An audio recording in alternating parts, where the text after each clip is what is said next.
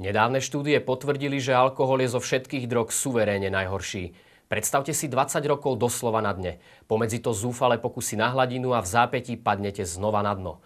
Práve vtedy je alkohol váš najväčší kamarát. Zbaviť sa ho a navyše zažiť po 20 rokoch svoj comeback späť do života sa však Petrovi konečne podarilo. Dnes už žijú na novo. Kedysi to bolo ale celkom inak. Ubehlo 20 rokov, odkedy skončil Peter s rodinou prvý raz na ulici. Vtedy ho zlákali kamarátstva z Mokrej štvrte a alkohol mu bol stále po ruke. Spitý bol stále, no a tak. Takže sa nedržal nejak. Je to ťažké také niečo, to aj vysloviť, lebo to mi to je smutno z toho, ale ja som väčšinou videl tú flašku kamarátov, že to sú moji najlepší priatelia, ale pritom som prišiel na to až po čase, že to bol taký klam. Toto, čo som prežil na ulici, to nedá sa k tomu vrácam, ale človek nikdy nezabudne na svoju minulosť. Nerad to pripomínam, no ale prežil som katastrofálne, som prežil peklo. Prespával na lavičkách, po vchodoch u známych. Postupne prichádzal dokonca aj o rodinu. V jeho dlhom boji mu pomocnú ruku podalo len zo pár ľudí. Medzi nich patrili kňaz Marián Kufa. Po slabom pokuse o výstup Kežmarčan zišiel späť na dno. Pán farár ma prijal. Prv ma nechcel prijať, tak to môžem otvorene povedať, lebo ma poznal, aký som ja. Bol som tam asi do roku 99, kde som potom odišiel s kamarátmi do cirkusu. Jak som sa vrátil, tak som nepil 7 mesiace. No a z jedného krásneho dňa som stretol kamaráta, ten som mi dal napiť glk piva a to ma položilo, to som 2 mesiace v kuse pil. 2 mesiace som sa nevedel zastaviť. Protialkoholické liečenie zabralo len na chvíľu. Ako vraví sám Peter, v tom čase to bola asi len možnosť, nie však druhá šanca. V roku 2001 som dostal tu na generála Štefanika byt.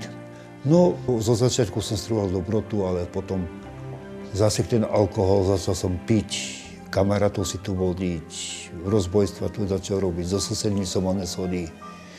Takže som musel opustiť ten dom. Na taký čas, tiež som prišiel do Žakovecov, ďakujem pánu farárovi, že mi stále tak podal tú pomocnú ruku.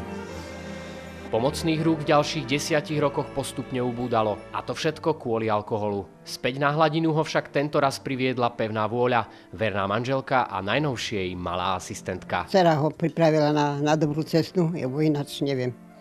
Či by sa zase nedal na tú cestu, ktorú mal. Ďakujem pekne, že mi tak pomohli sa postaviť na vlastné nohy. A ja som urobil všetko preto, aby som bol celkom iný človek, lebo cerkva sa mi mala narodiť tak aj kvôli nej. Kvôli tomu, aby som ukázal aj druhým ľuďom, ktorí sú aj na ulici, že sa to dá. Bola veľmi profesionálna spolupráca s pánom doktorom, ktoré sme sa debatovali o všetkom a takže sám si zdávam takedy otázku, jak to taký mohol stať sa vo mne taký obrad behom 24 hodín, jak som sa vrátil a povedal som si, nebudem piť a šťastie vyše rok a pol už nepijem. Sám si dávam tú otázku. Ja si myslím, že to je moje osobné zázrak. Pevná bola všetko vzdola, aby vydržal, že by... Keď okoštuje, tak je koniec. Zase tam, kde bol. Máte možno nejakú teraz fintu, ako mu tú pevnú voľu držať? Ja neviem, nejaké sladkosti, čokoládu a... Čokoládu, cukriky, to bez toho všetko musí mať. To, ja jedine to už to je. To udržuje o to. Druhú šancu dnes dostane málo kto. V novom domove a s vyhliadkou do budúcna tak dnešok ostáva len a len na Petrovi. Pracujem pre mesto, lebo teraz robotu nejakú nemám. Prakticky pomáham čistiť, lebo uvedomujem si to, že keď som takedy chlastal po tých parku, takisto som robil bordel. A teraz to tak beriem, ako si to očidiť, čo som takedy vyvázal. Baví ma to. Naša túžba teraz je, že zobrať tie deti, už by sme chceli ku sebe zobrať.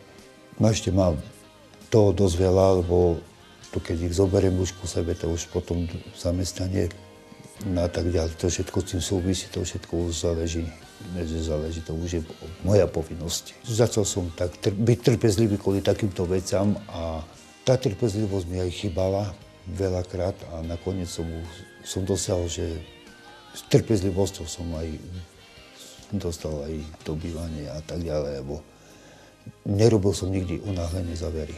Nikdy som nerobil a Proste som išiel a prakticky sa mi to podarilo. Chvála Pánu Bohu.